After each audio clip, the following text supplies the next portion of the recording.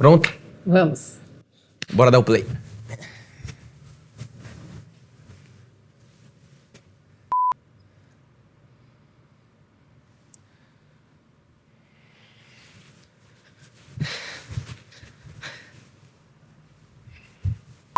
Trinta anos da Cristo Vive São Paulo. A nossa história começa a ser contada com o meu pai, Bispo Ray Brant, e com a minha saudosa mãe, a Bispa Solange Brant. Tenha fé que a tua causa vai ser vencida. Tenha fé nos planos de Deus, tenha fé nas promessas de Deus. Acredite, tenha certeza, tenha confiança.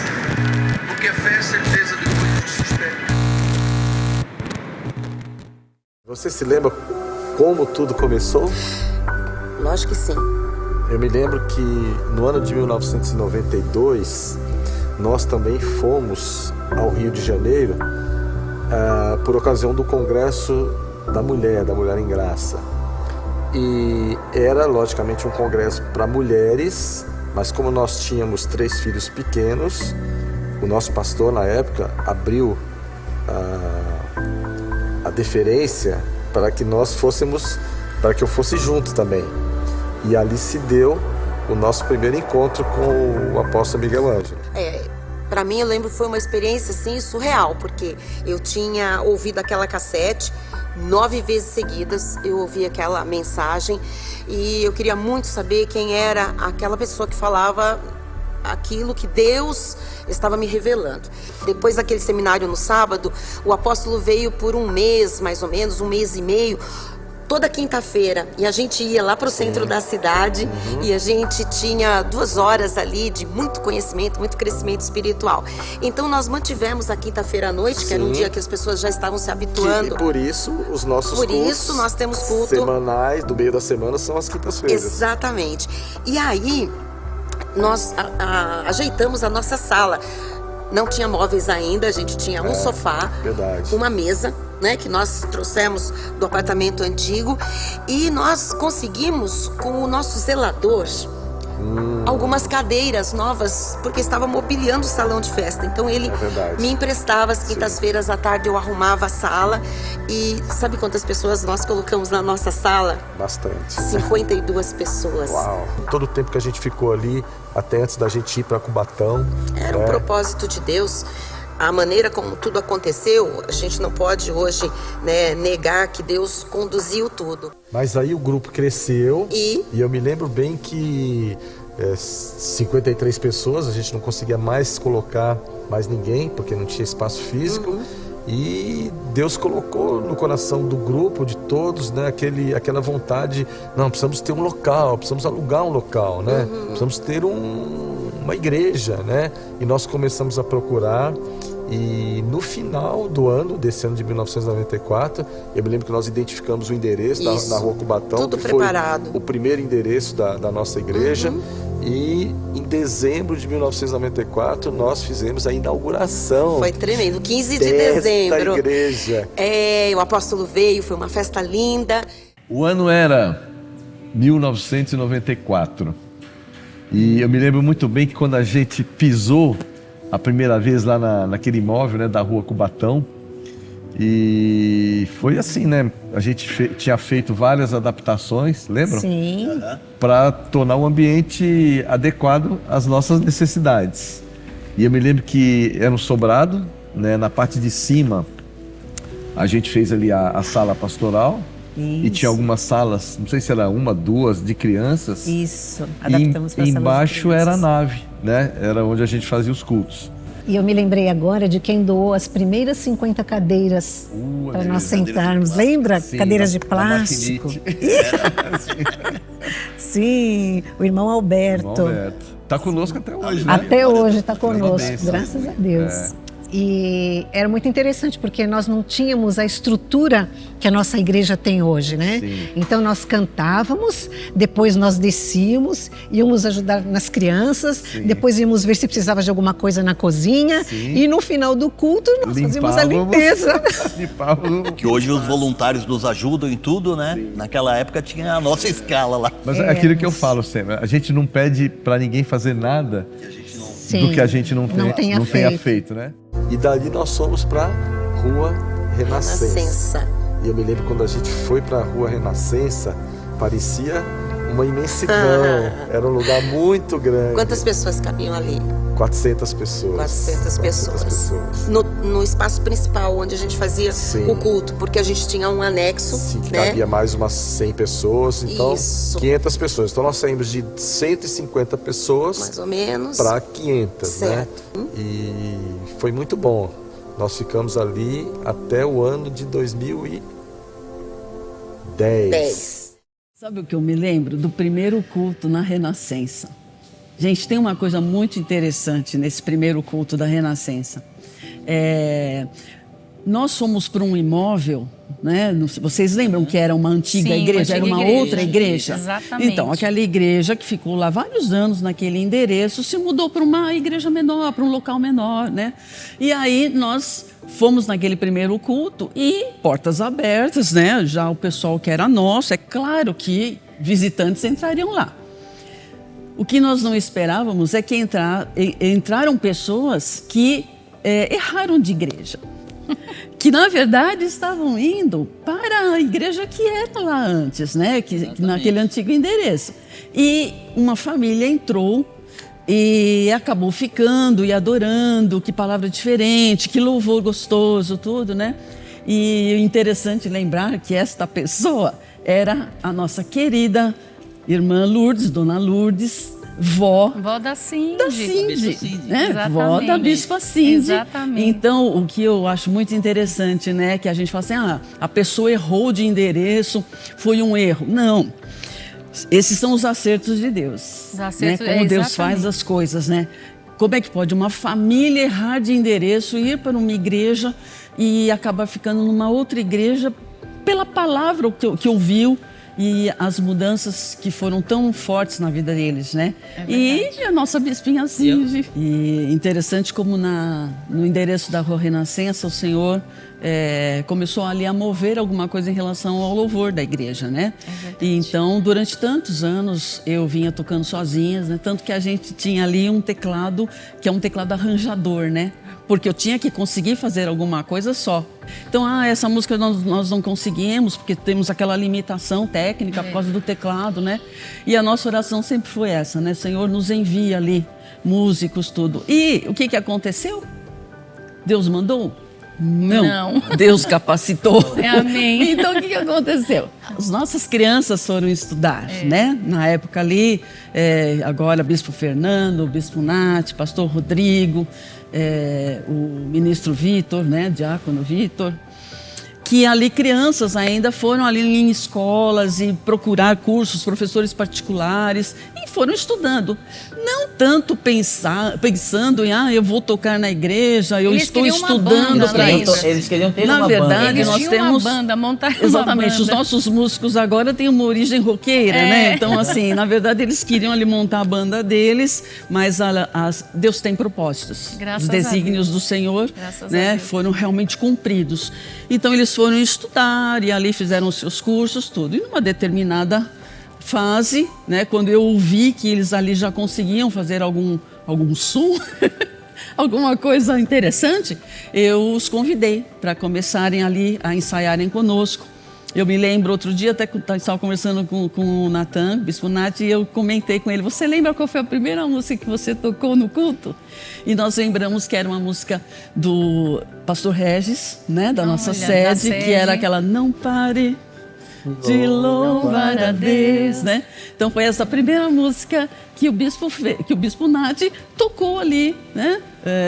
No primeiro culto que ele conseguiu fazer um som interessante conosco lá. E aí o Senhor foi capacitando e agora nós temos o Bispo Nath na direção do nosso Cristo Vive Music, que atua com excelência, né? É verdade. E agora temos o nosso Cristo Vive Music também agora com o Worship School, né? Começamos ali capacitando novos músicos, cantores que o Senhor está trazendo e foram apresentados a palavra da graça de Deus, não tem volta, não tem como voltar para trás. E agora, com certeza, neste lugar maravilhoso, nós vamos ter uma banda maravilhosa tocando e... Adoradores por excelência, exatamente, né? e estimulando e incentivando a igreja a entoarem cânticos e hinos ao Senhor, com excelência também, mas sabendo exatamente o que é louvar e o que é adorar ao nosso Deus. Então aqui vai ser o lugar que a gente vai crescer mais ainda. A gente cresceu, né? Mas a gente vai atingir a maioridade aqui. Mas é a nossa casa. É a nossa casa. É a nossa casa. E veremos e participaremos Amém. de todo esse processo com a graça de Deus. E veremos os frutos, né, de tudo isso que está sendo conquistado, esse grande milagre que o Senhor está manifestando. E então, em 2010, nós nos mudamos para o Brooklyn e ali muitas coisas aconteceram. Se a gente fosse lembrar de alguns marcos, né, de algumas datas, eu me lembro que ali a gente foi ordenado ao ministério pastoral. Você se lembra disso? Sim, sim. E nesse meio tempo também, se for 2012, a gente estava para se casar. Foi. Então outro marco foi o nosso casamento, que foi assim, vamos dizer, o primeiro casamento da nossa família ali, né? E foi uma bênção, porque eu já havia então sido consagrado ao ministério pastoral, casamos em 2013. Eu me lembro que a minha saudosa avó ainda estava, e meu saudoso vô, né? Eles eram presbíteros, tia Lu e tio Ju, como a gente chamava, né? Para nós era a Dadá e o Dedê, nossos avós. E eu me lembro que ela estava muito ativa, né? Então, tanto a minha avó quanto a sua avó, né? Que hoje já estão no seio de Abraão também, Dona Lourdes. As Lourdes, né? As duas Lourdes. E elas puderam participar, foram convidadas de honra. Então, a gente casa ali em 2013, em julho, né, de 2013.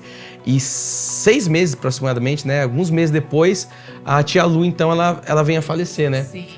Eu acho que depois do casamento foi tão rápido. Vem o Lorenzinho, né? Sim. Nosso primeiro filho também. O Lô nasce, a gente casa e 2 anos depois tem o Lourenço, 2015, né? Depois de 2 anos ele nasceu, aí foi outra alegria. E o que eu acho legal, falando um pouco da nossa vida que se entrelaça, né? Que tanto o meu pedido de casamento foi no altar, aí depois o Lourenço também, a gente anunciou, essa aqui só precisa saber, quem não se lembra, logicamente, ou quem não estava, nós anunciamos que estávamos grávidos em cima do altar para toda a nossa família e para toda a igreja. Então foi uma grande surpresa. Ninguém sabia, né? Eu lembro que todo mundo ali, a sua mãe e seu pai, ficaram assim, como assim? Aí nessa época, eu lembro, a gente estava liderando já o F-Cares, então o F-Cares, ele inicia, logicamente, antes de nós, uma geração antes, e aí no meio do caminho, por um desígnio de Deus, a gente entra ali naquela comissão de liderança. Aí Deus nos coloca ali como líder, falando um pouco mais da minha vida, né? Eu fui levantado ali como líder da F-Cares. E tudo isso acontecendo simultaneamente. Então, estou liderando jovens, cantando, ministrando louvor, muita coisa acontecendo no nosso ministério, né? Então, assim, e quando eu falo também nós servimos de exemplo, porque tem uma geração que vem nisso, né? O ministério sendo desenvolvido de muitos jovens ali, Deus evidenciando, Deus levantando uma geração de ministros, de pastores, de líderes que hoje estão aí também com a gente. E eu lembro que eu liderava o F-Cares e num determinado momento também, outro desígnio do apóstolo, chega um dia, meu pai, minha mãe chama todos os pastores até então no gabinete. Então, nós já éramos pastores, tínhamos os nossos tios ali, alguns fundadores da igreja também, como pastor. E eu me lembro até hoje, meu pai começou a falar e falou assim, Bispo Rai, o apóstolo me mandou um e-mail, o apóstolo ligou para nós e ele falou que está na hora de nós levantarmos um corpo de bispos, o conselho episcopal da Igreja Cristo Vive São Paulo. E eu me lembro de nós, nossa, que bênção, glória a Deus. Filha, estava na hora mesmo, a gente concorda com tudo isso. E aí meu pai, minha mãe conduzindo a reunião, falando, o apóstolo falou que vocês todos aqui devem ser consagrados como bispos. Aí a gente falou assim, como é que é? Eu lembro até que eu fui o primeiro a levantar uma de todos vocês. E eu falei assim, eu concordo até a segunda página. Eu falei assim, eu acho que todos os fundadores, vocês que lideram, tá tudo certo. Eu falei, a gente tá começando a ser pastor e eles já vão para um lugar de episcopado. Não, isso não é para nós. E aí eu me lembro que a gente achou que tava abafando, né?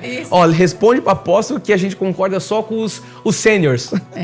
E aí a gente deu milhares de justificativas, né? Cada um de nós tínhamos a gente estava vivendo cada um momento, e eu me lembro que a gente falou, não, mas eu brinquei, né? Eu falei, eu acabei de me tornar mãe, né? Assim, ainda tô tô administrando um monte de coisa, aí cada um tinha o seu motivo ali, mas a gente falou, não, obrigada, né? Deixa pra próxima. Hoje não. Hoje não. Quem sabe amanhã. E aí eu lembro que meu pai retornou pro apóstolo e tal, e a gente falou, tá tudo certo. Então o apóstolo vem para São Paulo para uma cerimônia para levantar o episcopado da Cristo Vive São Paulo.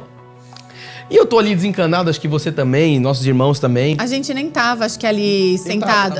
Eu não tava, eu tava com o Lourenço lá em cima. E ele pregando e tal, eu lembro que ele começou a falar de Davi, dos 601, 608, lembra dessa pregação? Que o que vão falar, o que vão pensar e aquilo outro. E eu assim, sabe quando a ficha não cai? E no final ele fala assim, eu sei que vocês relutaram, os filhos, né? Mas o chamado do episcopado é pra vocês, é pra esse tempo. E a gente tava crente que ia ser só pros bispos, a gente fala, né? Só pros pastores sêniores até então.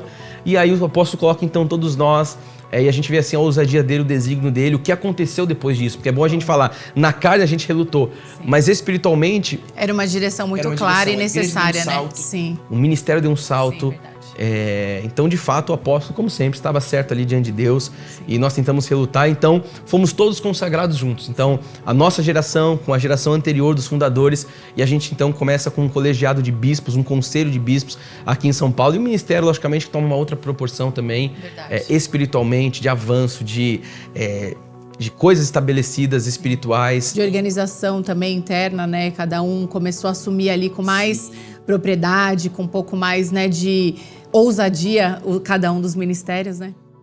Pastor Fernando, meu filho amado, o regozijo da minha alma é grande por poder ser mais uma vez testemunha de uma elevação, de uma ascensão espiritual na sua vida, de um desígnio de Deus estabelecido, de um decreto de Deus já firmado nos céus.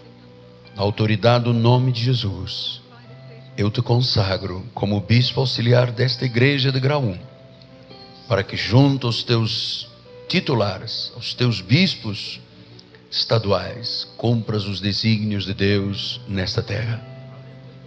Eu te consagro e declaro agora que através da tua vida, um mover sobrenatural, estamos profetizando isto para a igreja toda, através dos novos bispos, Pai, em o nome de Jesus.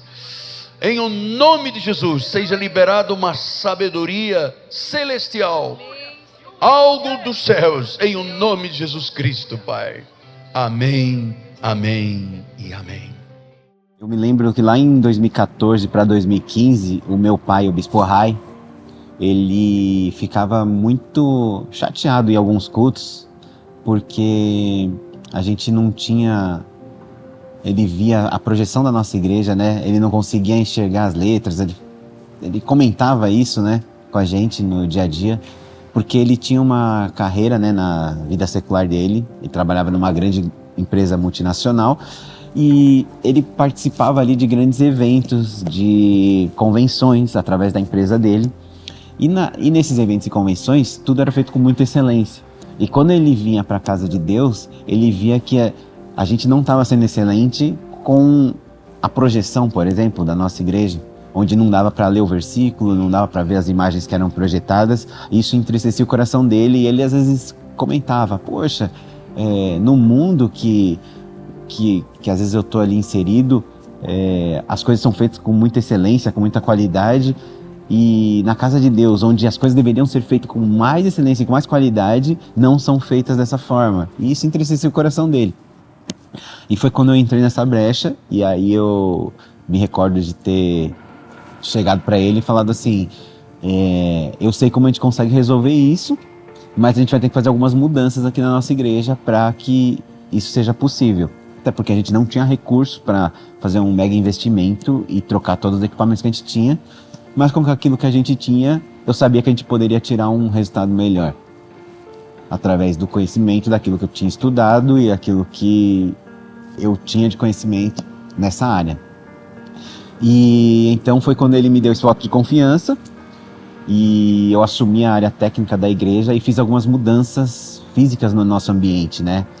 Então eu pude ali estar à frente desse projeto, começamos ali a a fazer algumas mudanças, e mudanças puxam outras mudanças, e o senso de excelência, né, o que faz parte do nosso DNA, em fazer o melhor com o que a gente tem. A gente não tinha todo o recurso para fazer aquilo, mas a gente tinha o coração e tinha a mentalidade de excelência. Então, com o que a gente tinha, a gente começou a fazer algumas pequenas mudanças, e essas mudanças começaram a trazer resultados, porque a gente não estava ali fazendo mudanças por modismo ou porque era legal apenas, mas porque a gente tinha um objetivo, com que a palavra de Deus, que estava sendo exposta na época pela minha saudosa mãe, Bispa Solange, fosse eficaz na vida das pessoas. As pessoas que entrassem ali por aquelas portas na igreja pudessem receber de uma melhor maneira. E aí, nessa época, 2014 para 2015 ali, foi quando a gente começou a ter alguns eventos na nossa igreja, grandes eventos, né, que talvez tenha sido nosso... Um marco também, né? Um marco para o nosso ministério. E esses eventos foram uma porta de entrada para nossas conquistas de equipamentos técnicos. E você se lembra que a gente pôde ali fazer pequenos investimentos, né? Sim. Eu me lembro, muito do que a gente chegou como estrutura foi fruto do que acontecia, né, dos espetáculos. Você se lembra que o primeiro espetáculo que a gente ia fazer, né, também nossa saudosa Bispinha, sua mãe, me chamou e falou: Nath, da mesma forma, né, que você comentou do seu pai, na época ela via muita gente fazendo os espetáculos no mundo também, né, e aí ela nos chamou e falou: Deus colocou algo no meu coração, eu queria que passe pela vida de vocês e a gente vai começar a fazer esses espetáculos dentro da igreja. E aí eu não sei se você se lembra, o palco que a gente tinha era um palco totalmente vazado. E aí eu falei assim, como que a gente vai fazer para aparecer dançando sem as pessoas enxergarem que a gente está saindo da sala de oração e subindo a escada? E aí ali a gente começou a construir, lembra? A coxia do palco. E isso tudo foi cooperando para as operações de culto também. Perfeito. Porque em cima da projeção, a gente precisava mudar a posição das telas de projeção para a iluminação do salão não bater na tela e não perder qualidade. Então a gente precisava puxar as telas para frente. E isso ajudava a criar uma coxia para que a gente fizesse a caixa preta no nosso altar e tivesse essas saídas dos bailarinos e também usasse isso no dia a dia dos nossos... Para quem for pregar, para quem for... Exato. E aí a gente precisava de iluminação, né, para o espetáculo. E aí você foi atrás dos parceiros para a gente poder alugar uma iluminação para o evento, especificamente. E aí quando acabou o evento, algumas pessoas procuraram por você e falaram, né, isso tem que ter todos os cultos, não foi isso? Porque a gente não tinha uma estrutura. Aí a gente colocava uma estrutura de iluminação e quando acabava o evento, aquela estrutura toda era retirada, porque era alocada. E na hora que tirava ela, fazia falta. A gente chegava ali e falava, a igreja ficava pelada, não tinha mais nada. E a gente falava, poxa, mas tava tão bom, tava tão legal o ambiente. A gente tem que ter isso nos nossos cultos. E aí foi quando a gente começou a fazer esses pequenos investimentos. E aí ia ficando, né? A estrutura ia ficando, coisas, né? Nos nossos eventos a gente começou a poder fazer dessa forma. Sim. Já que a gente vai ter que fazer uma alocação, será que não vale a pena comprar alguma coisinha e fazer a alocação que já vai ficando? Sim. Então a gente conseguiu o básico, que era a iluminação cênica básica para a gente ter também nos nossos cultos. Porque eu creio muito, né, sempre falo sobre isso, né, que a gente pode servir a Deus de diversas maneiras e até com a iluminação a gente ministra com luz. Então, as coisas belas engrandecem a Deus e falam sobre Ele, né? Então, a gente tem que usar tudo que a gente tem a favor do reino. Então, eu falava muito sobre isso, a gente poder usar a iluminação para servir a Deus, né? Para ministrar as vidas também. Não apenas estou ali subindo luz e baixando luz, mas eu estou inserido no ambiente de adoração, de palavra, para favorecer sempre e colaborar com aquilo que Deus quer fazer. Tem uma coisa legal que passa também pelos espetáculos, que eu me lembro também, isso acho que foi 2015, 2016 talvez, que foi no espetáculo do Apocalipse. Nesse espetáculo, além da iluminação, a gente alugou também o painel de LED, né? Que aí a gente falou, vamos colocar um cenário atrás. E que também depois foi um start para despertar, né, a igreja para se envolver, para a gente adquirir um painel de LED. Mas nesse espetáculo, a gente, na época, nós tiramos muitas fotos, né? E a gente não tinha ainda o Instagram da igreja, a gente não tinha rede social. E aí o Bispo Fernando, na época, você vai se lembrar, né? O Bispo Fernando, na época, mandou uma mensagem pra gente e falou, gente, as fotos do espetáculo estão tão bonitas, a igreja tá bonita, ela tá mostrando, né, o palco, o altar, tá tão lindo. E tem umas fotos tão bonitas, a gente precisa começar a divulgar isso. E aí ele mesmo criou o Instagram da igreja, foi lá, abriu o Instagram, pegou as fotos. Então, se a gente for olhar, a primeira foto lá do nosso Instagram é do espetáculo Apocalipse. E aí eu me lembro que tinha a coreografia Shake, que foi a coreografia que encerrou esse espetáculo. E a gente tava toda colorida, né? Então, tava muito lindo, porque o LED tava colorido, a iluminação, as roupas coloridas. E ali foi a primeira foto do nosso Instagram. Então, isso também foi um marco para a nossa igreja.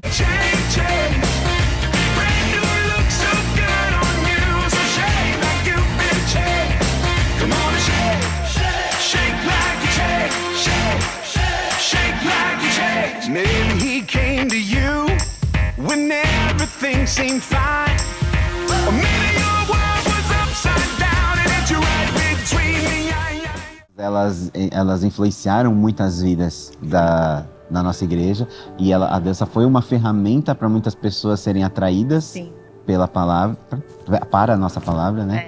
E pessoas tiveram as vidas transformadas através da palavra, mas a dança foi uma porta de entrada, os espetáculos foram... Exato.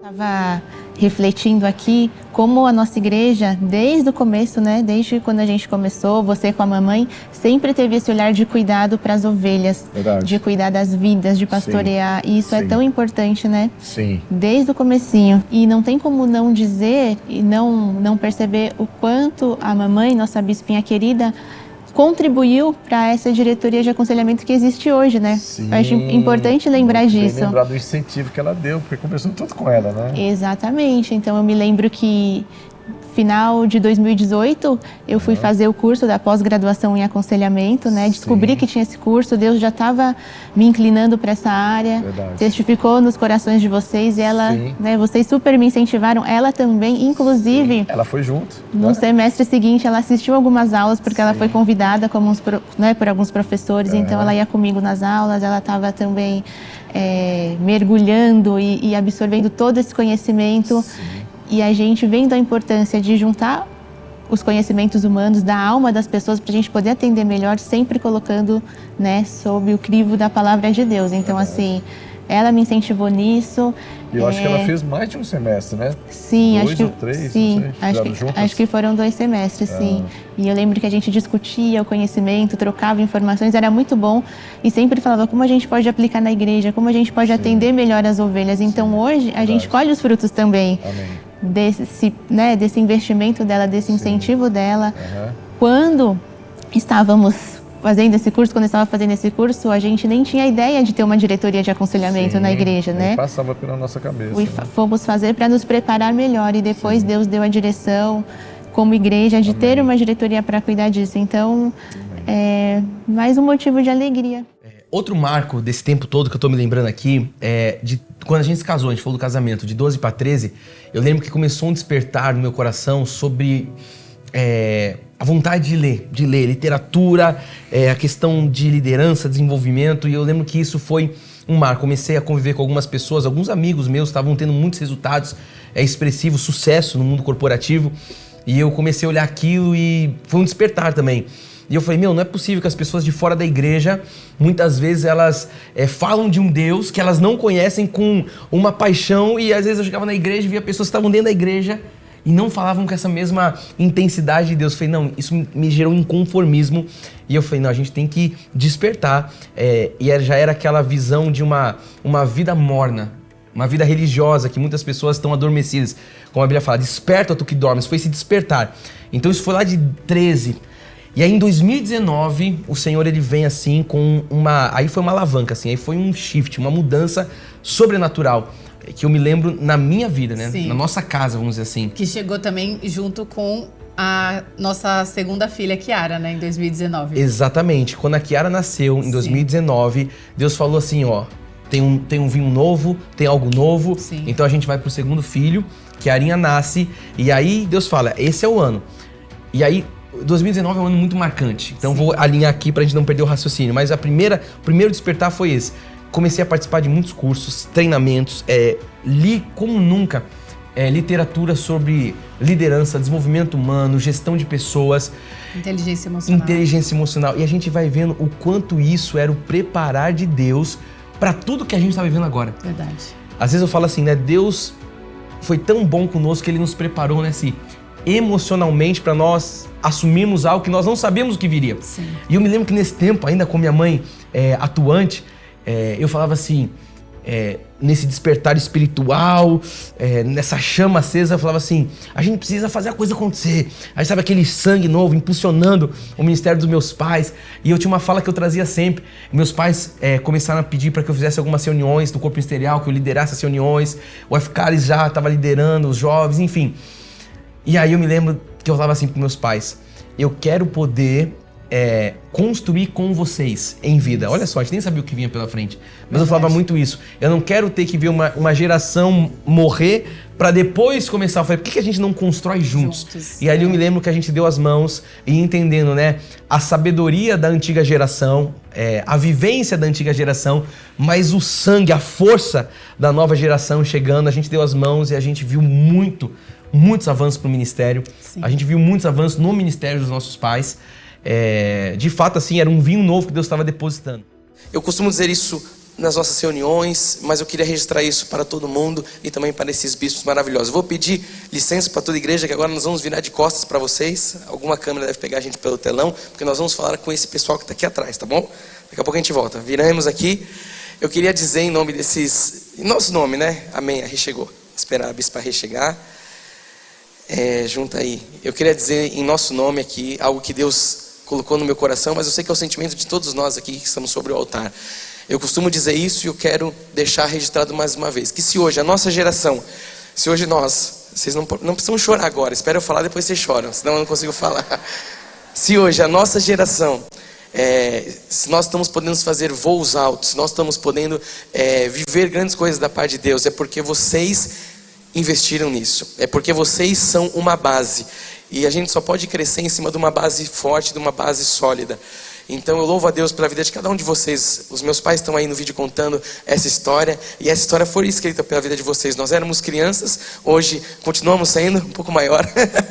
Somos crianças, porque o Senhor disse que nós devemos ser sempre como crianças, né? Com essa pureza, é nesse sentido que eu digo.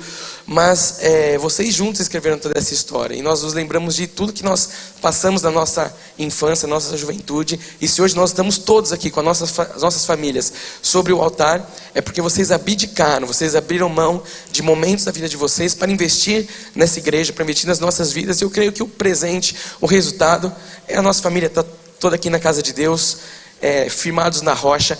E, como eu disse, para nós podermos voar, nós temos vocês como base. Eu queria só terminar dizendo o que diz a palavra de Deus no Salmo 127, o 3, diz assim: herança do Senhor são os filhos, o fruto do ventre, o seu galardão. Como flechas na mão do guerreiro, assim os filhos da mocidade. Feliz o homem que enche deles a sua aljava. Não será envergonhado quando pleitear com os inimigos à porta. É difícil eu dizer quem aqui é filho de quem. Então, nós somos filhos de vocês, porque vocês são nossos pais, e a gente fala assim, com essa naturalidade, porque nós somos irmãos e vocês são todos pais. E hoje eu tenho entendimento que essa flecha, ela é colocada no arco, e ela é puxada. E vocês fizeram isso conosco, vocês nos colocaram como flecha nesse arco, puxaram, e eu creio que vocês já soltaram isso. E nós estamos aí voando, percorrendo a nossa carreira, mas toda a honra e toda a glória pela vida de vocês, por tudo que vocês construíram. Então eu queria deixar registrado nesse dia a nossa gratidão pela vida de cada um de vocês. Nós amamos muito vocês, e vocês foram incríveis e continuam sendo para as nossas vidas. Amém? Quando a gente fala de 2019, a gente está um ano pré-pandemia. Sim. E ninguém imaginava que viria uma pandemia. Não tinha como você falar, daqui um ano vai ter uma pandemia que o mundo vai parar, vai mudar, você vai ficar meses dentro da sua casa. Ninguém imaginava. Então eu vi um preparar de Deus, até nos programas de mentoria, onde as mesas que ele permitiu com que a gente sentasse, para que a gente pudesse até trazer muitos...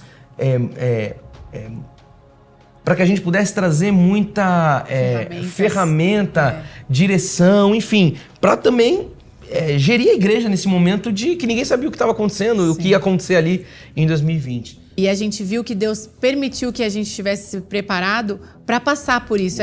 Eu comparo como aquelas formiguinhas que colhem as frutinhas, né, durante o verão, para que no inverno elas pudessem ficar tranquilas, né? Eu entendi que esse tempo o Senhor nos levou para um lugar porque Ele falava, eu preciso preparar vocês para vocês poderem passar pelo inverno, que vai ser um inverno rigoroso, como foi, mas poderem superar e passar por isso, porque a igreja segue, a vida segue, e foi isso que a gente enfrentou, né?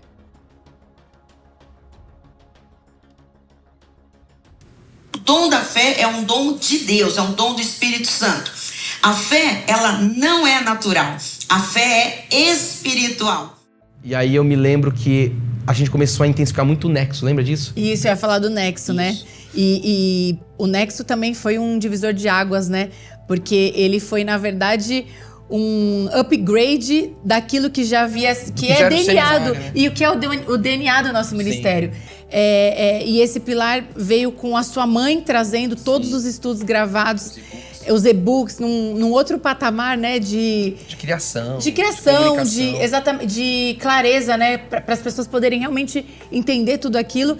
E o mais interessante de tudo isso é que ela trouxe você junto, né, para ser o âncora, para estar ali com ela. Então, durante todo esse processo de pandemia estourando, vocês dois ali tão juntos ali, né? Parecia que realmente Deus já estava começando algo ali entre vocês, porque talvez vocês nunca tivessem tido uma oportunidade publicamente de estarem tão juntos. Sim. E você ali dando toda a retaguarda, impulsionando ela, incentivando e fazendo ali aquele bastidor que a gente sabe quanto é importante. E ela se sentindo segura também por você estar ali com ela. E eu me lembro que um dia eu chamei minha mãe em casa nesse anseio. E aí eu queria falar assim... não só como filho, mas como assim, liderado, como um discípulo. Eu queria entender algumas coisas do meu ministério. Eu me chamei minha mãe e meu pai em casa, pedi pra Cindy sair com as crianças. E eu falei assim, Deus está acendendo uma chama aqui, tem alguma coisa queimando, eu sinto que eu preciso liderar alguma igreja. E falei pra ela assim, me envia pra algum lugar, me envia pra outro estado. E ela falou assim, não, Fê, não tenho que te enviar, isso não é o que Deus tem pra sua vida, o seu negócio é aqui. E isso, eu posso dizer porque de fato aconteceu, né? E meu pai estava junto, é testemunha. Então a gente chama meus pais em casa e eu falo isso, tal. Aí minha mãe fala, não, Fê, o que Deus tem pra sua vida? Aí minha mãe leu uma palavra de Isaías que Deus deu pra ela no meu nascimento, mas que é uma palavra pra mim e pros meus irmãos, que diz assim, dar-lhes-ei um só coração para que me temam todos os dias. E ela falou, a palavra que Deus tem pra você, pros seus irmãos, e começou a falar da parte de Deus, e ali os meus planos meio que sendo frustrados, e aí minha mãe esboça pela primeira vez. Ela declara aquilo com a boca, ela fala assim, o seu negócio é em São Paulo, e ela falou, e eu vou começar a partir de hoje, junto com seu pai, fazer um plano de sucessão para que você venha assumir o ministério. Então isso foi muito forte, porque isso foi falado debaixo de lágrimas, debaixo de entender a voz de Deus, e eu lembro dela chorando, falando, Fê, é isso que Deus tem, eu vou começar a me preparar e preparar você e preparar a igreja, porque eu sei o que Deus tem para a sua vida. E aí eu orei e eu não imaginava que era... Não tinha, lógico que não, a gente não tinha esses... E eu falei, mas eu não entendo o que é isso, você tá bem, você tá pregando. Ela falou assim, não, mas o que Deus falou é isso, e a gente tem aí aproximadamente, ela falou, 5 anos pra gente preparar a igreja. E eu falei, amém. E ela falou, eu vou chamar a liderança, só que aí não deu, os nossos planos, né, são uns, o plano do Senhor é outro. Veio a pandemia, a segunda onda, a terceira onda, aquela história, ela foi acometida, e aí vocês vão se lembrar no culto de ação de graças de 2020, então veja, 19, aqui a gente já tá em 20. Aconteceu muita coisa. Muita coisa, mas muita coisa. Aí em 2020 eu tô fazendo culto de ação de graças, substituindo ela, porque até então ela só tava passar alguns dias ali no hospital por conta de uma falta de ar. E aí ela gravou um vídeo, minha mãe era muito cuidadosa com a igreja. Ela falou assim, eu vou gravar um vídeo para que a igreja veja que tá tudo bem. Eu não havia visto esse vídeo, nós não havíamos visto. Ela gravou, mandou pra técnica. A gente viu na hora com... E eu fui ver na hora do altar. Então eu falei assim, a bispa gravou um vídeo pra mostrar que tá tudo bem, põe o vídeo. Quando aquele vídeo entrou na tela, eu lembro até hoje, no altar do antigo endereço, e eu vendo naquele monitor de retorno, me veio uma voz e um sentimento tão ruim. E eu ouvi uma voz assim, dizendo, é o fim. E eu comecei ali tendo que engajar a igreja, tocar o culto, eu comecei a orar dentro de mim e falar, Senhor, eu repreendo essa palavra, não é o fim, não é o fim, não é o fim. E aí eu comecei a repreender aquela palavra, é o fim, eu comecei ali, sabe, tendo que pregar, segurar o culto e entender, e depois entrar na leitura dos testemunhos.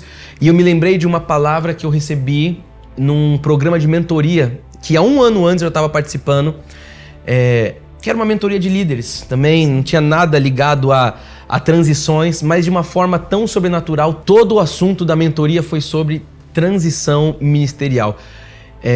E eu ali pude ter uma aula do Espírito, assim, e eu jamais imaginava, porque a mentoria começa lá no comecinho de 2020, a pandemia não tinha estourado ainda. Ela estoura depois do primeiro encontro da mentoria, e aí vem tudo o cenário que a gente conheceu, então tudo isso acontecendo simultaneamente, e aí eu sendo 1 ano preparado, ouvindo palavras de transição, mas até aí nossa igreja bem, minha mãe bem, tudo acontecendo. E aí nessa hora, nesse culto de ação de graças, final de novembro, eu vendo o vídeo, me vem essa voz, é o fim, e eu me lembro de uma palavra que eu recebi nesse programa de mentoria. Em uma oração, um homem de Deus foi orar por mim e ele falou assim, eu vejo na sua vida um cordão umbilical sendo cortado. E você sabe que nós somos muito pé atrás com algumas palavras, e eu falei assim, amém. E nessa hora, eu falei, uau, tem alguma coisa aqui acontecendo. A única transição que a minha mãe fez em vida foi a transição do louvor. Eu me lembro muito de uma vez que ela chegou para mim e falou assim, olha, você está estudando sobre isso, você está se preparando para isso, Deus tem falado com você. Faz o seguinte, me apresenta um plano, escreve tudo isso que você está falando, essas ideias, e me apresenta um plano do que seria do que está no seu coração, o que está no seu coração, o que Deus está falando no seu coração, o que seria o ideal para a gente ter no nosso ministério. E foi quando eu peguei e, em cima daquilo que a gente estava estudando, e, enfim, comecei a colocar no papel aquilo. Então eu fiz um planejamento do que seria o louvor da nossa igreja, o que a gente esperava do louvor da nossa igreja, de como tinha que ser a adoração da nossa igreja. E apresentei isso para ela. E foi quando ela, com muita humildade, falou assim, olha, isso está perfeito, vamos fazer um plano de ação, mas a gente tem que fazer uma transição. Isso. Eu gostaria que você assumisse essa área.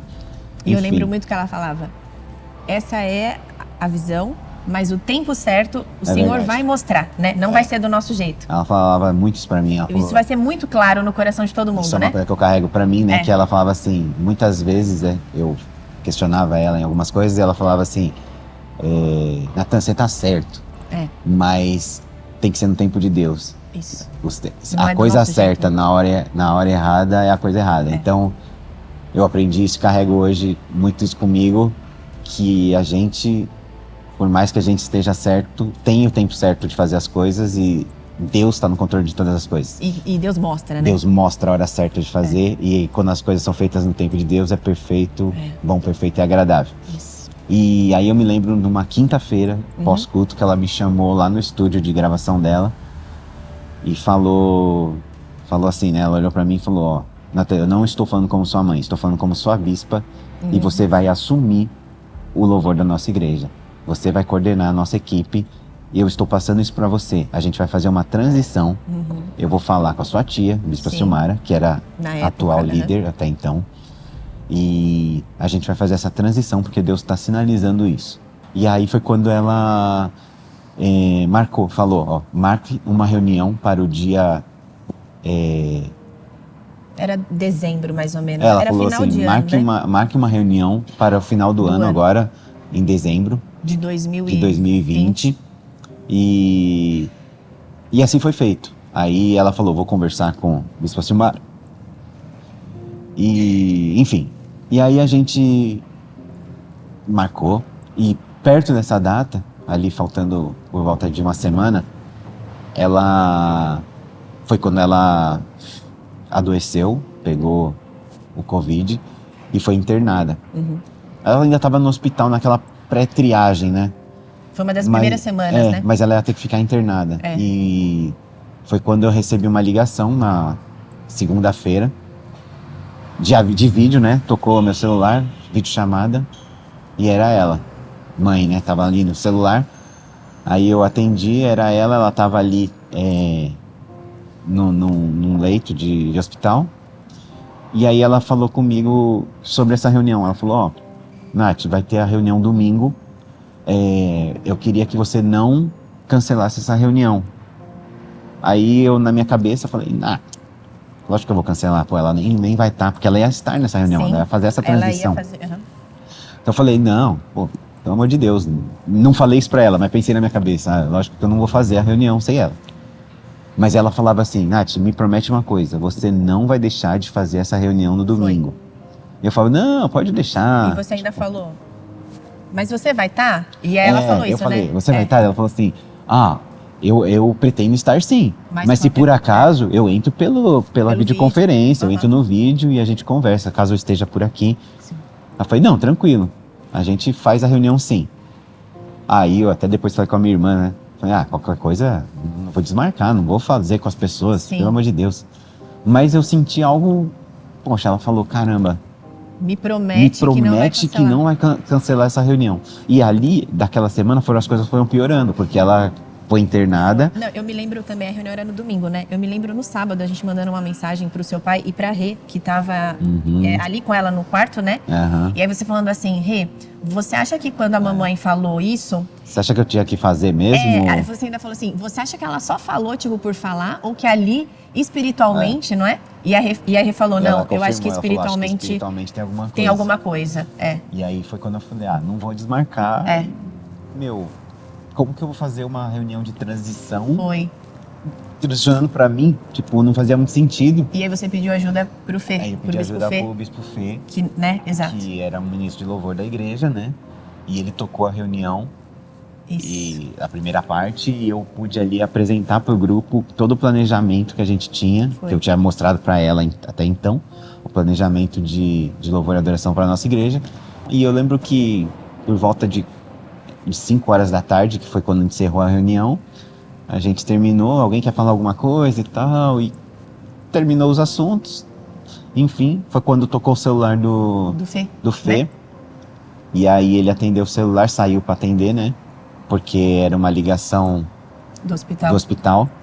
E ali era o médico falando que a minha mãe ia ser entubada. E eles estavam avisando a família, enfim, como que era o procedimento e tal. E ali o Fê pegou e pediu para falar com ela.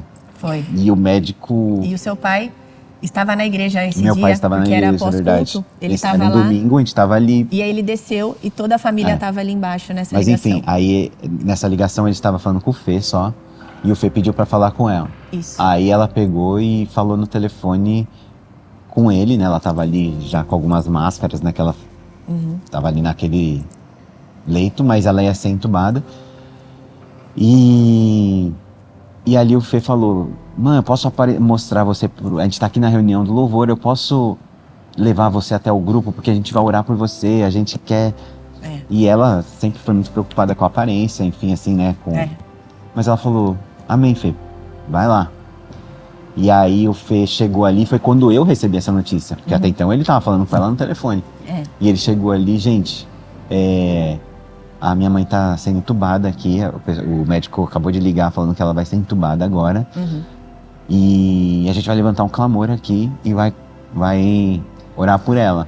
Então ali todo o nosso grupo de louvor naquele momento começou a orar por ela. E a gente, com o celular ali, com o videozinho dela, começou a orar, levantar um clamor poderoso ali naquele lugar. A gente estava exatamente ali na frente do altar da nossa igreja. E eu lembro da gente colocar as mãos no altar ali, onde ela pisava, né? Onde era o lugar dela ali, né? O púlpito dela. A gente colocava as mãos, orava ali, declarava que ela ia voltar para aquele lugar. E a gente começou, em determinado momento, a adorar Jesus ali naquele lugar, com ela. Então, hoje a gente sabe do que aconteceu, né? Enfim, mas naquele momento foi o último momento de consciência dela em vida. Antes de entrar em na intubação, de entrar no coma induzido, né? Ela estava ali em consciência e ela dormiu, né? Foi o último tempo dela debaixo da nossa oração e debaixo da nossa adoração.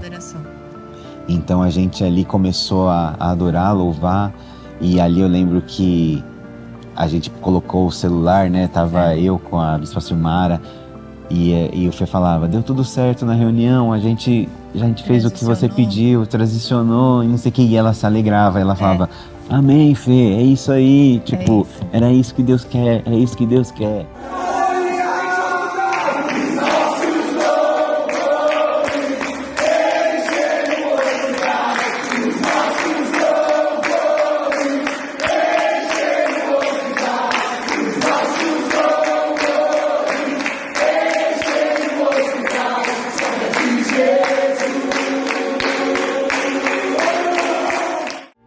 É forte porque a gente despediu ela debaixo da oração e debaixo da adoração.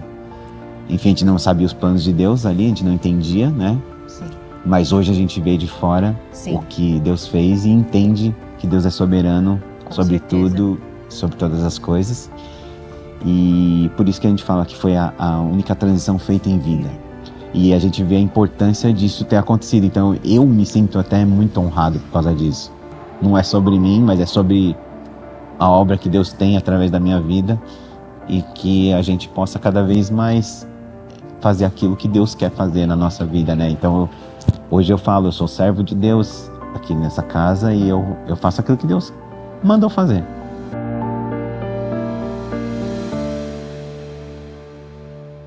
Um dia, uma fita cassete com a voz do apóstolo Miguel Ângelo sobre a predestinação e a eleição, essa fita cassete impactou a minha vida pela revelação contida ali.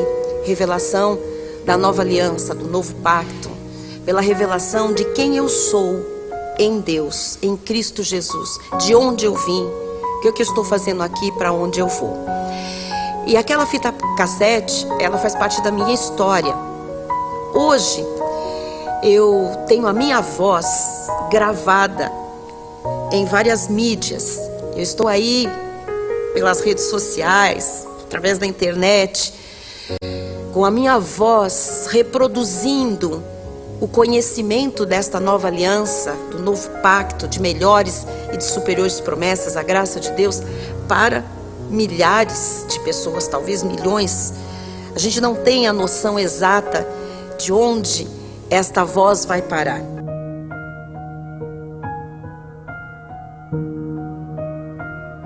Não tem como a gente falar de soberania de Deus, porque a soberania de Deus ela não acaba no momento, ela é eterna. Então o mesmo Deus que foi soberano para recolher nossa mãe foi o Deus que foi soberano para dar continuidade ao ministério. E aí, para encurtar, a gente está depois que ela já faleceu, a gente está no cemitério ali, né? No momento do sepultamento, nosso apóstolo vem com a bispa, no momento de uma outra onda de convite, então eles vêm de carro do Rio para cá. E aí a gente está ali depois que... E eu me lembro, quando a gente canta essa canção, mexe muito comigo, porque eu me lembro que uma das canções, quando o caixão começou a descer, eu levantei as mãos e comecei a cantar: Tu és digno de tudo, pois tudo vem de ti, e tudo é para ti, tu é a glória. E o que Deus salva no meu coração é que um verdadeiro adorador, ele tem que adorar em todo o tempo. E eu tive essa oportunidade de poder adorar, e nós, né, não só eu, mas toda a igreja, adorar com esta canção no momento que minha mãe estava ali, sendo levada à sepultura, e nós levantamos as nossas mãos e falamos: pois tudo vem de ti, tudo é para ti, tua é a honra. Acaba aquele momento, o apóstolo nos puxa de lado, eu lembro até hoje, me leva num cantinho e fala assim: Deus falou, Fernando, você vai assumir o ministério. E eu me lembro: apóstolo, mas agora, calma, deixa eu digerir, acabamos de enterrar minha mãe. Ela falou: as coisas de Deus são assim, são rápidas, você vai assumir, o bastão é teu. Eu falei: mas como vai ser? Ele falou: eu sou o profeta vivo, eu vou estar com você. E ele ali, a bispa, me dando uma palavra de ânimo, falou assim: eu volto pro Rio, a gente vai fazer uma reunião por Zoom, vou comunicar ao seu pai, seus irmãos, vamos preparar a igreja, temos 4 cultos, eu vou mandar pessoas do Rio para fazer esses cultos. No 4º culto eu venho e dou a direção para a igreja. E foi isso. E a gente ficou assim: meu Deus. Por isso que eu falo que a palavra de Josué 1, capítulo 1, é toda a nossa vida, toda a nossa transição. Sim. Quando Deus fala para Josué: o meu servo Moisés é morto. pega esse povo e passa o Jordão. Ser forte e corajoso. E ele vai falar só ser forte e corajoso no verso 9. Então até ali é Deus falando o que vai acontecer, depois ele fala, Josué, eu sou contigo, ser forte, não temas. Que nós estamos repensando no futuro da igreja, porque ela foi pensada lá atrás, quando o Senhor abriu seu coração e manifestou a sua glória pela primeira vez na vida da bispa Solange. Então, nesse momento, Senhor, na autoridade do nome de Jesus, nós impomos as mãos sobre a vida do bispo Fernando, juntamente com o presidente da igreja, com o corpo ministerial, o corpo dos bispos da igreja, o conselho da igreja e a unanimidade da igreja, que deve estender a sua mão para o altar agora e transmitir um sentimento bom, uma mensagem boa.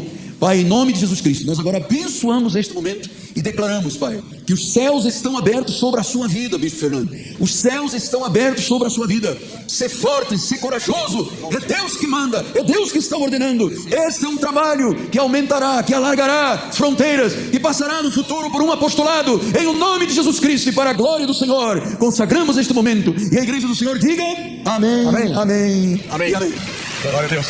Senhor, obrigada, Senhor, porque tu preparaste, Senhor, a melhor esposa, Senhor, para este bispo, Pai. Verdade. Senhor, nós sabemos, Senhor, que é a tua vontade. Nós sabemos, Senhor, que são os teus caminhos. Nós sabemos que a igreja é tua, Senhor. Sim, Senhor. E nessa hora, Senhor, nós te pedimos, Senhor, uma capacitação, Senhor, sobrenatural sobre a vida da tua serva, Senhor.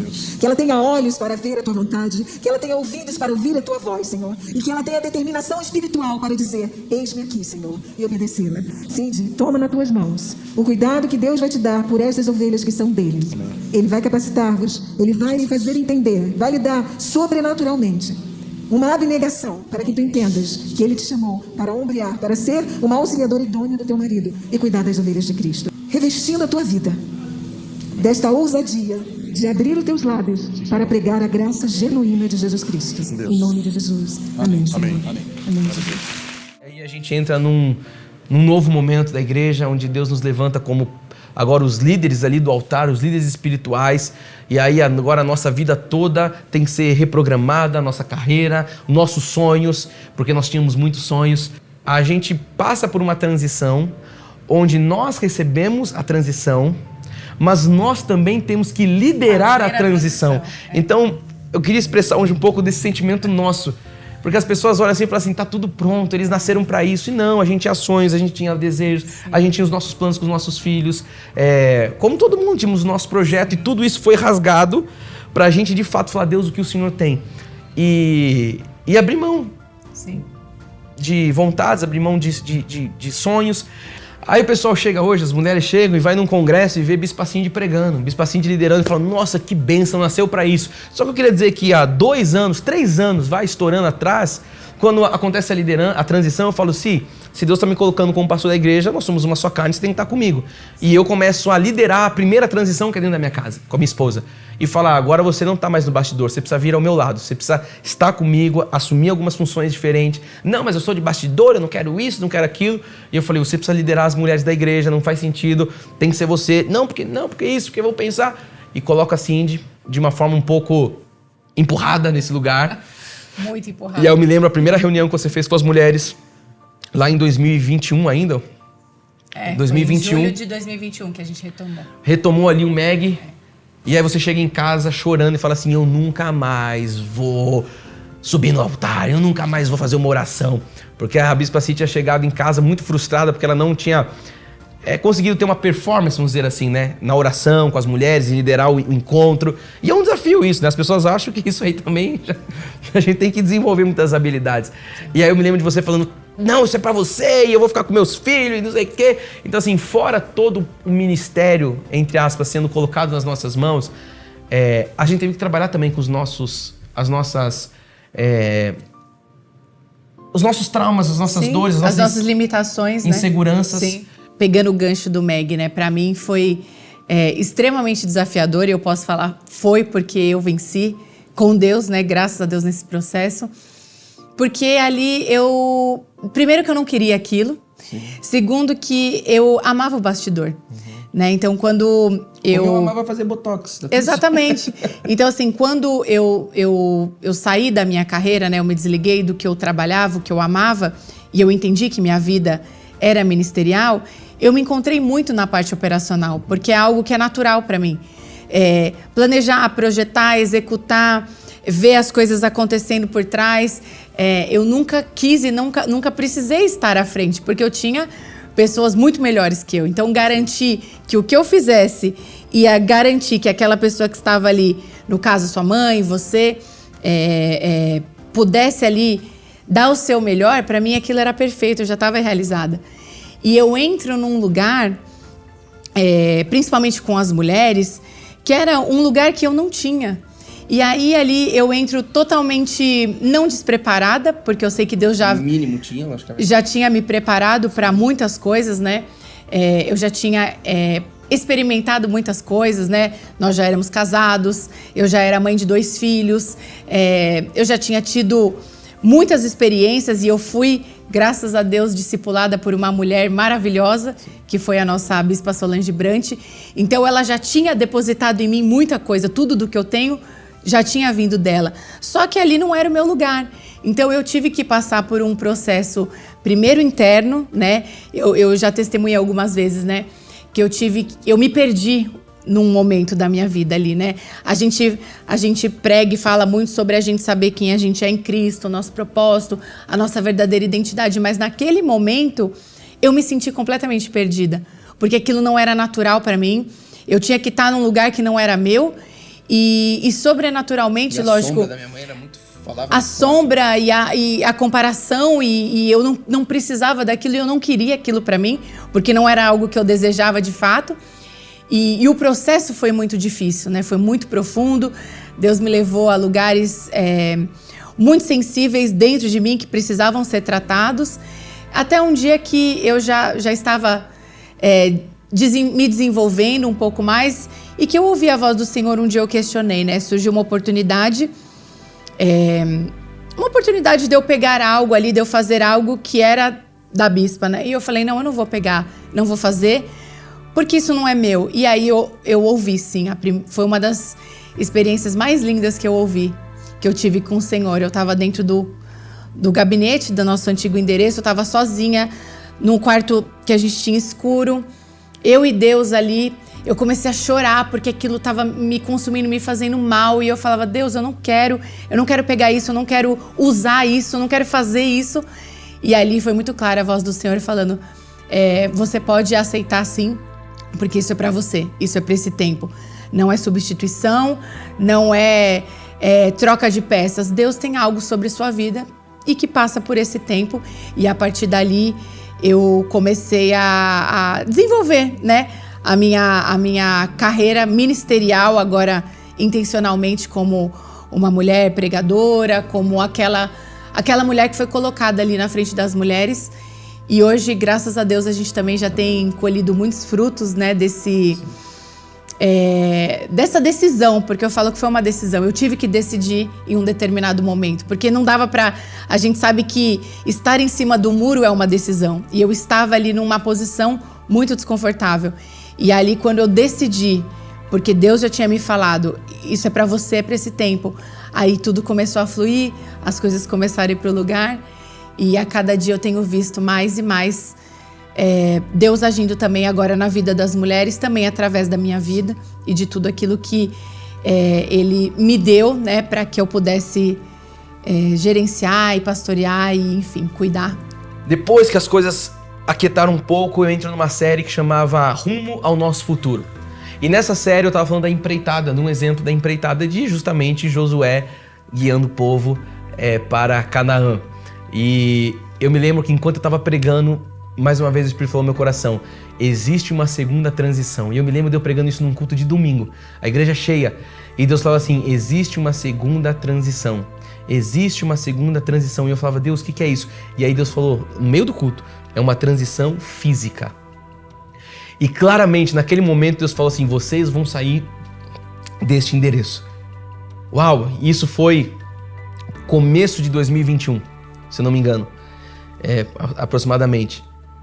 E aí eu falei, transição física, eu me lembro que eu administrei muito bem aquilo, orei, chamei meu pai, chamei meu irmão, né, nossa família, chamei algumas pessoas da liderança da igreja, falei assim, Deus fala no meu coração que vai ter uma transição. E aí o que Deus falou no meu coração é que a gente não ia alugar um novo espaço, levantar e reformar um novo espaço, para que depois de 13 anos de novo, 10 anos de novo, a gente tivesse sair e ficasse nesse ciclo. E aí eu comecei a entender que era o momento da gente comprar um prédio. Isso lá para 2021. E aí eu chamo e falo assim, ó, a direção que eu entendo de Deus, repartir isso na mesa, é que a gente deva procurar um local provisório, como um teatro, a gente deve guardar as nossas coisas e a gente deve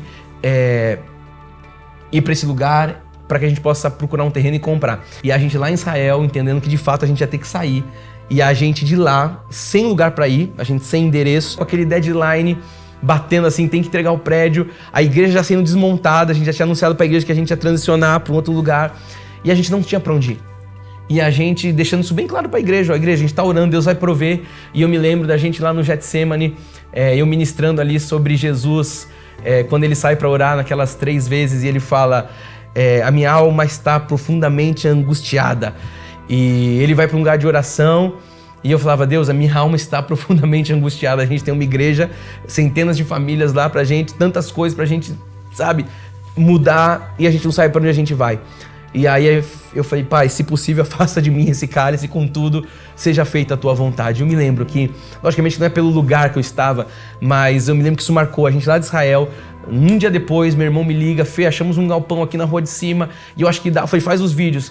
Pô, como é que assina? Pedimos para alguns empresários adiantar a parte de papelada, porque eu e meu pai estávamos lá do outro lado do mundo, e aí alugamos o office então, e fomos, guardamos as coisas, transição, achamos a sala, voltamos, né, de Israel, achamos a sala do cinema, Deus falou, é aqui, e aquela história toda, vocês só tem uma tomada. Eu falei, como é que nós vamos fazer um culto só com uma tomada? E Deus falou no meu coração, eu tô ensinando em tudo, vocês vão saber valorizar, é isso que vocês têm para esse momento. Não é sobre estrutura. Não é sobre estrutura, é sobre o que é a igreja. Então assim, muitos ensinamentos. E aí nesse tempo todo, Deus confirmou aquela palavra de 1 ano atrás, chegou a hora de comprar.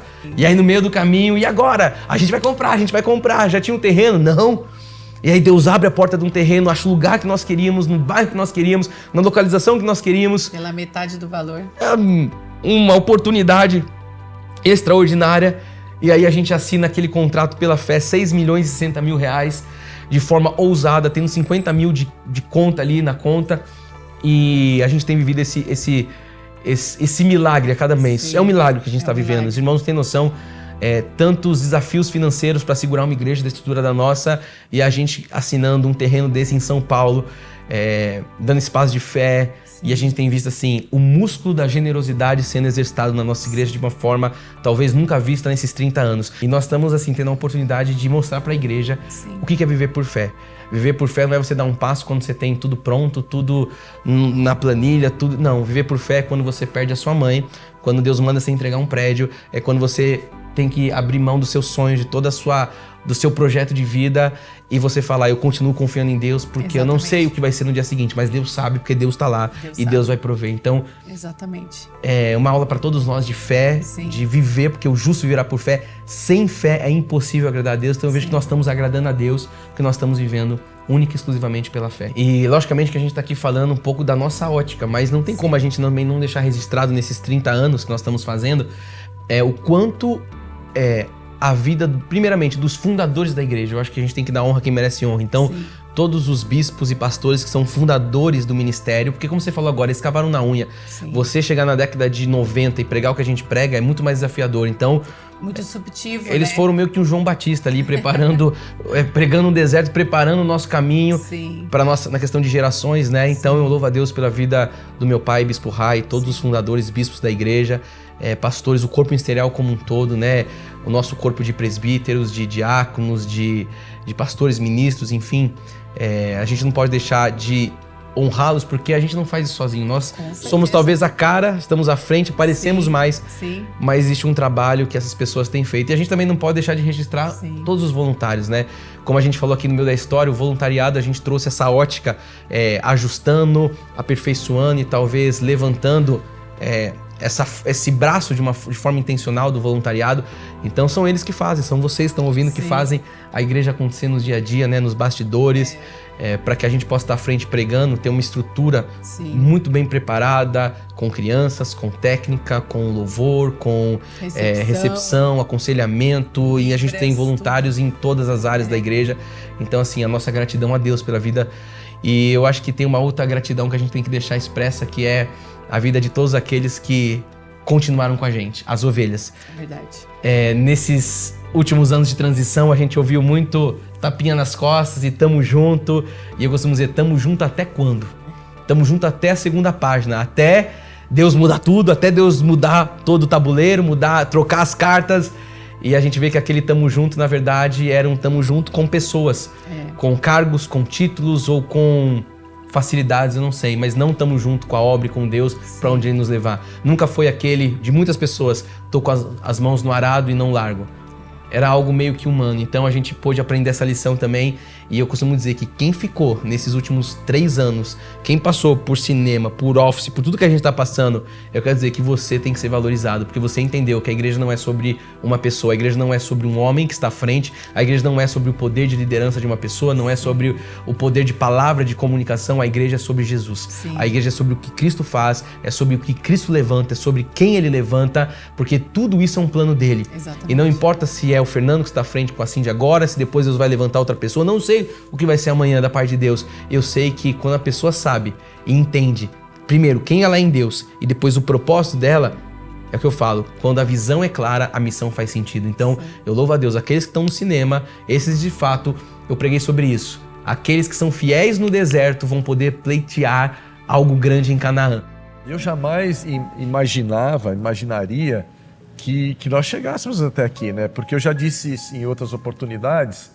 Quando nós começamos, a igreja começou na minha casa, na sala da nossa casa, e a gente não sabia onde a gente ia chegar. Não sabia que isso aqui iria durar 1 mês, 2 meses, 1 ano, 2 anos, sei lá. E a nossa preocupação era sempre, será que nós vamos ter, depois que a gente mudou para o nosso primeiro local, será que a gente vai ter dinheiro para pagar o aluguel? Né? As outras despesas, onde a gente vai chegar? E a gente viu Deus, mês a mês, trazendo a provisão, como tem trazido até hoje. Logicamente que os valores eram totalmente distintos. Eu nem me lembro quanto a gente pagava no início lá na Cubatão, mas Deus sempre nos honrou e Ele sempre usou a vida das ovelhas. Né? Eu louvo a Deus pela vida dos membros da Cristo Vive, que sempre, os dizimistas fiéis, os ofertantes, e Deus sempre nos deu a provisão. E assim, eu nunca também imaginava estar hoje, eu vou dizer assim, sozinho, né? Sem a companhia da Bispinha, né? Porque eu nunca imaginei que o Senhor fosse levá-la antes de mim. Eu sou mais velho, lógico que ela. E a ordem natural das coisas é que eu fosse primeiro. Mas aprove a Deus recolher primeiramente. E eu digo isso porque a obra é do Senhor, a obra não é nossa, então ela independe das pessoas. Né? Lógico que eu queria que ela estivesse aqui com a gente, todos nós queríamos. Né? Sim. Mas Deus quis levá-la primeiro, ela está lá, usufruindo daquilo que nem olhos viram, nem ouvidos ouviram, nem jamais penetrou no coração humano, que o Senhor tem preparado para aqueles que o amam. Isso traz paz da alegria no nosso coração. Nós estamos aqui, continuando esse legado, confiando no Senhor, sabendo que Ele é Deus acima de tudo, Ele é fiel, né, em todas as suas promessas.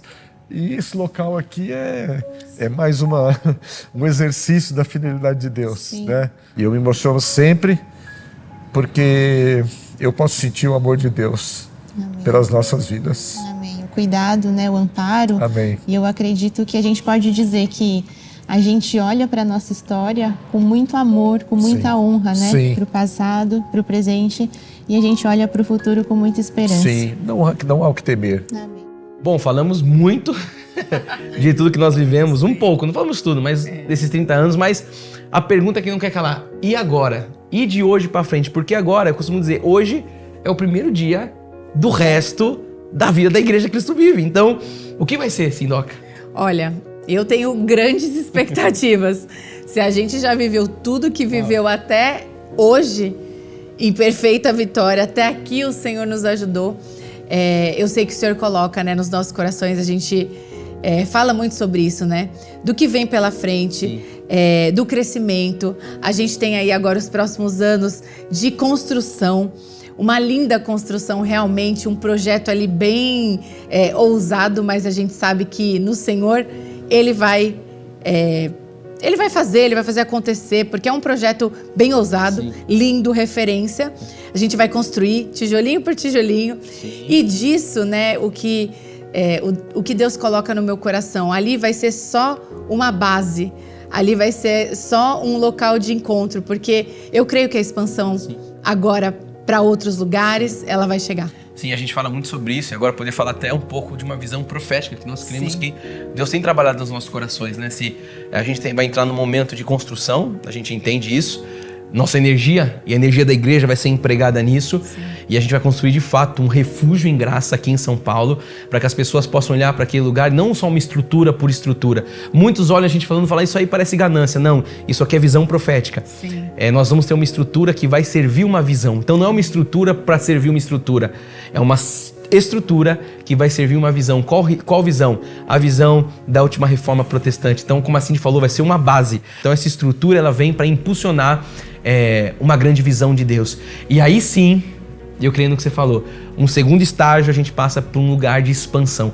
E aí preparem-se os corações, nós vamos ligar as turbinas e eu creio que nós vamos começar a enviar pessoas, nós vamos começar a expandir, nós vamos começar a atuar de uma forma, não que nós vamos esperar chegar até lá, mas eu creio que será um momento de expansão sim. Será talvez aí, como a gente pode falar, uma segunda onda onde nós vamos entrar como Igreja Cristo Vive São Paulo em atuar nos 4 cantos desse mundo, para onde Deus nos quiser, e nós vamos ter uma base, mas nós vamos decolar. Os filhos dos nossos filhos terão a graça de Deus como valores, terão a sã doutrina como valores a serem propagados. Então esse legado de 30 anos, ele não morre, pelo contrário, muitos falaram, acabou, o negócio era com a mãe, vou embora, tchau. Esse negócio está mais vivo que nunca. A verdade é que esse legado, ele está no nosso DNA, porque não é um legado humano, é um legado espiritual. Exatamente. Então os próximos anos serão os melhores anos, eu creio, da Cristo Vive São Paulo. Eu creio. Para que todos saibam, vejam e considerem atentamente que a mão poderosa do Senhor fez todas estas coisas. O braço humano jamais poderia ter feito isso. Pelo contrário, se fosse pelo braço humano, estaríamos em qualquer lugar que não fosse aqui. Mas a mão poderosa do Senhor fez e fará sempre essa grande obra no nosso meio, nas nossas vidas. Igreja Cristo Vive São Paulo. Feliz 30 anos. 30 anos. Finish.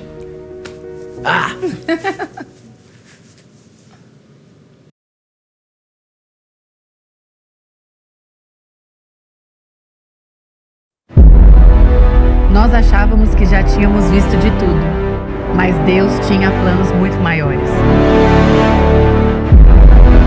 Mostra agora o santuário para eles verem. Vou mostrar, vai acabar o mistério. Vou mostrar. Um lugar, um solo comum, prestes a se tornar algo extraordinário. Este não será apenas um prédio, será um marco, será um testemunho vivo da graça de Deus. Uma estrutura para servir uma visão. Grandes sonhos enfrentam grandes desafios. Mas nós sabemos que todas as coisas cooperam para o bem daqueles que amam a Deus. A história está apenas começando.